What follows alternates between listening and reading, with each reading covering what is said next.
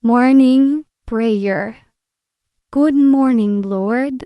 Salamat po sa panibagong umagang ito ng aming paggising. Umagang punong-puno ng biyaya, ng pag-asa at ng pag-ibig at pagmamahal mo na magtutuloy hanggang sa buong maghapon at sa buong magdamag at sa darating pang araw ng aming buhay. Aming Amang lumikha at makapangyarihan sa lahat, inilalapit ko po palagi sa iyo ang aking puso at pagkatao, kasama na rin po sina pakibanggit po ng mga pangalan na isasama ninyo sa panalangin ito.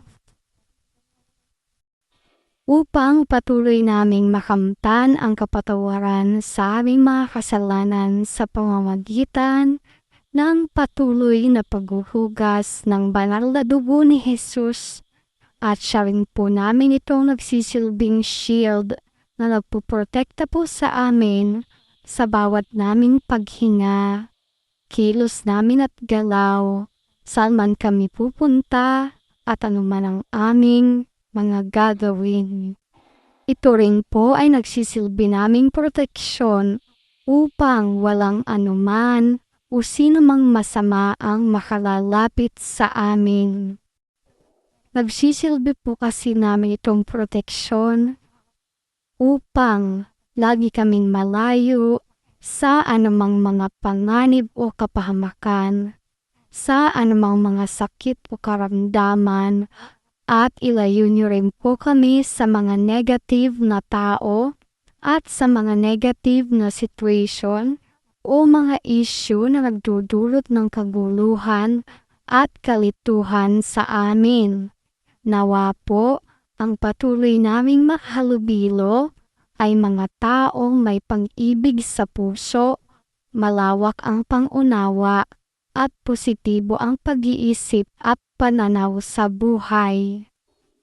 Upang palaging maghari ang kapayapaan sa aming pakikisalamuha o pakikipag-usap sa ibang tao, lalo na po kung tungkol ito sa mga positibong bagay na magdudulot ng kaayusan sa aming pamumuhay at peace of mind upang ang bawat isa ay manatiling malakas, matatag, malusog, masigla at ang buhay ay puno ng saya at ligaya.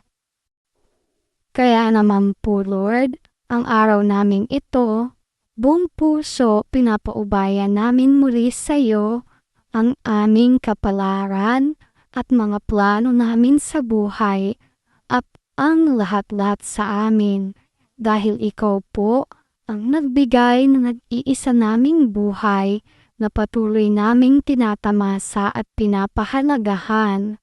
Kaya naman po patuloy kaming nagpapasalamat at umaasang hinding-hindi mo kami papabayaan sa pamamagitan ng pagpapala ng banal na Espiritu. Ito po ang aming samot dalangin ngayong araw na ito, sa pangalan ng iyong anak na si Jesus. Amen.